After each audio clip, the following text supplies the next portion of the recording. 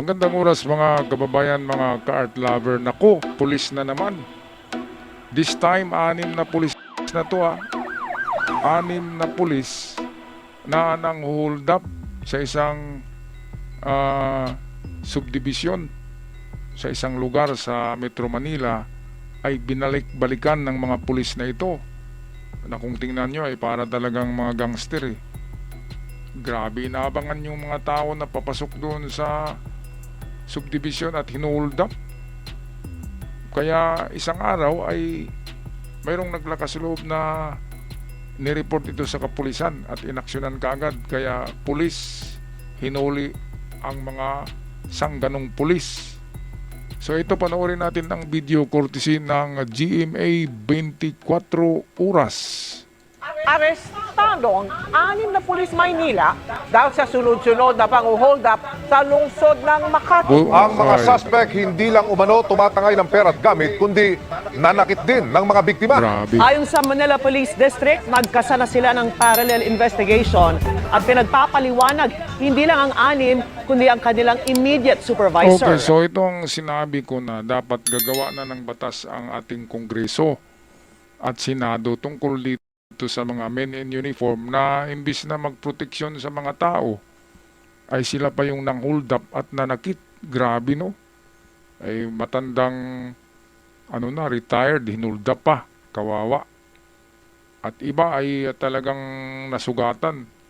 Binugbog nitong mga sanggano na pulis na ito. Bakit naman?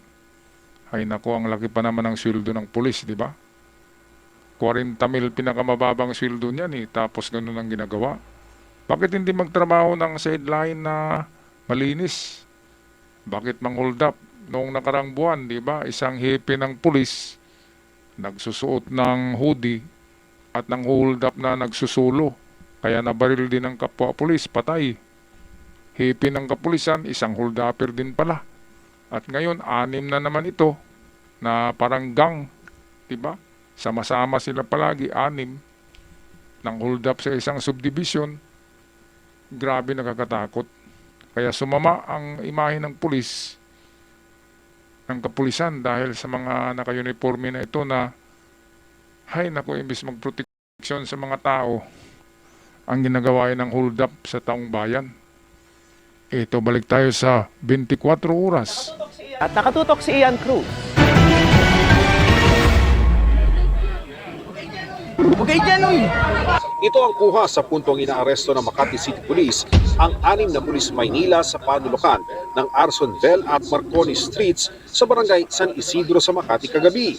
Sila sina Staff Sergeant Mark Louis Saupan at mga bagitong pulis na sina Patrolman Marshal Marinas, Edernor Valencia, Mark Allen Viana, Aaron Paul Hoves at John Vasti Virtudes ng Station Drug Enforcement Unit ng Manila Police District Station 9. Kinilala sila mismo ng lalaking biktima na umano'y tinangayan nila ng 700 pesos cash. Ayon sa investigasyon, gusto pang saidin ng mga inarestong pulis ang e-wallet niya at nang nalamang zero balance ay pinaso siya ng lighter. Ayan, May grabe. lutan ding babaeng tinangayan ng cellphone ng mga suspect noong gabi rin ng Naku, January napakahayop 24. ng mga pulis na to, no? Ito ang lalaki pa ng tiyan, no? Dahil sa kain ng kain sa pinang-hold up nila na pera, eh. Kaya dapat yan, i-display yan sa luneta, itali sa poste, and then lahat ng dumaan na hold up ay sasampal, diba? Sampalin. O kaya bigyan ng bato, katulad ng sa Saudi Arabia na ipabato ka doon hanggang mamatay ka. Yan ang dapat sa mga yan. Kung ako, silaban ko yan ng gasolina eh. Grabe, sinilduhan ng taong bayan ang nagsisweldo sa mga pulis na yan. Tapos ang ginawa, in return, taong bayan hinuhold up. Grabe, nasugatan pa yung isa. Pinasok pa ng sigarilyo kasi hindi na-withdraw yung ATM, di ba? Napakawalang iya, mga pulis 6 pa naman. Kaya dapat dito, summary execution na yan eh. Dapat yan, wala nang kaso-kaso yan. Diretso na yan. Life sentence na kagad yan para hindi pa marisan. At dapat gagawa na talaga ang batas. Ang Kongreso, ang Senado ng batas na death penalty sa mga kapulisan na manghold up na nahuhuli. Di ba kasi pulis ka eh, ikaw yung protector ng civilian, pero nangyari, ikaw yung hold upper ng civilians. Grabe, kaya pala takot ang mga pulis na magkaroon ng baril ang civilian, no? I-airsoft nga lang, pinag-initan na ng mga kapulisan eh. Hinuhuli yung mga airsoft, yung laruan lang na ang bala, plastic lang. Mas delikado pa nga yung tirador eh, kasi bato ang bala. Yung airsoft, plastic lang yung bala. Pag tamahan ko noon, hindi yun bubukol. Ang tirador kapag tatama sa ulo mo, putok yung ulo mo. Di ba? Mas patindi pa sa airsoft ang kutsilyo. Kasi kapag tamahan ka, patay ka. Ang airsoft, kahit 1,000 rounds ang tatama sa'yo, lahat naman yung mga plastic lang. Pinag-initan. Pero sila nang hold up. Grabe. Kaya ito, buti nga sa mga to. Kung pwede lang sumampal, punta ako dyan, sampalin ko yan eh. Patuloy tayo sa balita ng 24 oras. Sumbong ng mga residente, mayat maya raw ang punta ng mga pulis dito sa kanilang lugar. Hindi daw bumababa ng 2 hanggang 3 beses kada linggo at lahat daw ng makasalubong nila sa eskinitang ito, kinakapkapan at kung ano man ang makuha, tinatangay umano nila. Basta ako 5 beses na ako na nakapkapan niya, nakuha ng cellphone. Ano mga nawala sa inyo? Cellphone po at saka pera. Magkano? Hindi ko po mabilang. Minsan nga, pambili ng gamot ko nakuha pa nung isang pulis eh. Sabi ko, sir, wag ho yan. Pambili ko ng gamot yan. Grabe no. May sakit po ako.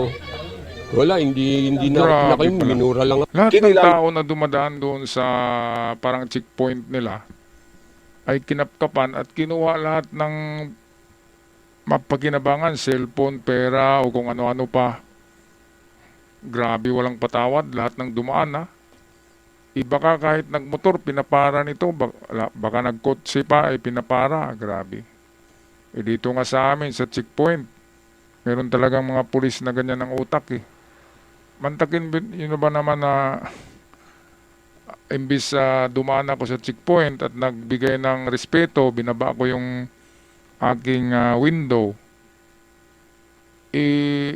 tinaasan pa naman ako ng busis na i-on ko raw yung light sa loob ng sasakyan, titingnan nila. Sabi ko, ano ba, meron bang marsyalo ngayon? Yung mga nauna, hindi nyo ginanyan eh. Imbis na nagbigay tayo ng respeto, tumigil tayo, tapos ganun yung gawin, di ba? Hindi dapat ganun. Kapag walang emergency, pabayaan yung mga kotse na magbaba ng bintana, and then kung walang makitang mukhang terorista sa loob, ay patuloy na, di ba? Hindi yung buksan mo yung ilaw mo, anong mga dala mo, hindi yung ganun. Napakawalang respeto ng mga animal na yan. Tayo ang nagsisweldo niyan eh. Tapos tayo pa yung binabalasubas. Mabuti dito, death penalty yan eh. Maganda talaga dyan dahil nabuhay sa baril yan ay itong firing squad yan. Yan ang dapat na dyan. Ang dapat sa mga ganyan, firing squad.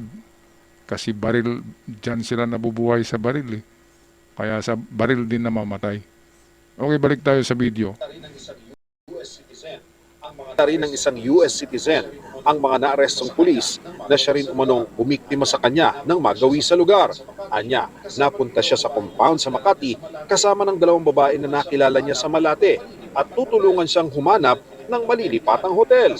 Tingin ng Filipino-American, kasabwat ng mga pulis ang 2 babae.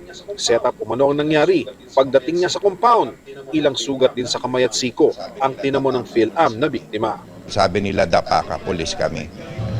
Pagkatali nila ng kamay ko na patalikod, hinablot na nila yung bag ko.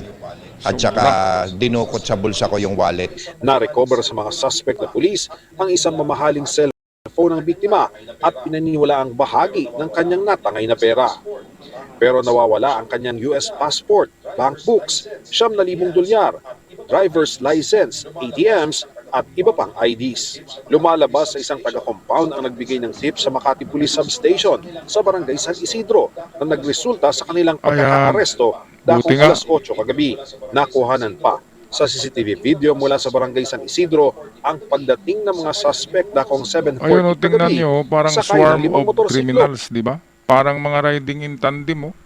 Sunod-sunod, 6 na motorsiklo, tig-isa silang motorsiklo eh. Tapos compound pala yung yung compound, merong gate, doon sila tumatambay at lahat ng pumapasok, kinakapkapan nila kahit walang kasalanan na. Ano bang ground mo na kapkapan mo yung tao na naglalakad? Wala ka namang may pakitang search warrant, di ba? Sa doon pa lamang ay hold up na yan. Kasi bakit ka kakapkapan, wala ka namang kasalanan, di ba? Pwede ba yon? Hindi na yan pwede ngayon. Kailangan na ng search warrant bago kapkapan mo o tingnan yung mga gamit ng tao. Kaya ito talagang criminal minds to ng mga pulis eh. Hindi naman lahat ng pulis ganyan, pero araw-araw talagang meron tayong mabalitaan sa Metro Manila na mga pulis na ganyan. Grabe, sunod-sunod na to ah. Mga nahuhuling pulis na ng hold up ng civilian. Grabe. Balik tayo sa 24 oras. Nanindigan ng NCRPO, iligal ang ginawa ng mga suspect na Pulis Maynila sa pagpasok sa teritoryo ng Makati. Naka-assign po sila sa Manila Police District pero tumawid po sila sa Makati. Wala po silang coordination, wala po silang operational clearance Grabe. para mag-operate po sa Southern Police District, AOR. Inaalam na ng NCRPO kung ngayon lamang ito ginawa ng mga suspect. Marami po kasing insidente na nangyayaring ganyan na they are riding in motorcycles. Itong mga Ayan, ang so mga suspect karamihan po na pala to ay dyan ng nakasakay po mga sa riding motorsiklo. tandem, sa motorsiklo. Mga pulis din pala yan. Kaya pala mayroong mga baril eh. Dapat baguhin ang batas ngayon ng Pilipinas tungkol sa penalty ng mga pulis na gumagawa ng ganyan. Dapat doble sa penalty ng sibilyan. Halimbawa, mayroong sibilyan na hold-upper, tapos makulong siya ng 10 years. Dapat ang pulis, dahil pulis, ay makulong ng hindi 10 years kung mang-hold up, kundi doble, 20 years. Ang maganda talaga dyan, firing squad eh. Kapag ganito na klarong-klaro na sila talaga. Ito huli sa akto eh. Huli sa akto dahil sa tip ng isang citizen dyan sa compound. Kaya mabuhay. Mabuhay ka kung sino ka man na citizen dyan, ang tapang-tapang mo. At ito, nagwakas na, di ba? Tahimik ng subdivision, wala nang nangapkap, ng hold up, ng mga inosente, baka mayroong pang na-rape eh, na mga dalaga, di ba, na dinala sa madilim. Grabe ang mga pulis na yan. Grabe talaga. Kaya nga ginawan ko to ng reaksyon eh. Para marami ang makakalam nito. Okay, patuloy tayo. So, lahat po ibabangga natin. Kaugnay niyan, inalis sa pwesto ang hepe ng MPD Station 9 at ang Station Drug Enforcement Unit Chief dahil sa command responsibility. Under investigation, ang iba pa, tumanggi ang mga suspect na magbigay ng pahayag. May panig po ba kayong gusto sabihin sir doon sa nangyari pagkakahulog sa inyo? Ang Makati Police, kinukompleto na ang mga dokumento sa paghahain ng Ayan, so reklamong tama lang, robbery automatic laban na yan. sa mga suspect na kabaro. Automatic na yan na makulong dahil pulis mismo ang nakakita sa akto eh, nahuli sa akto.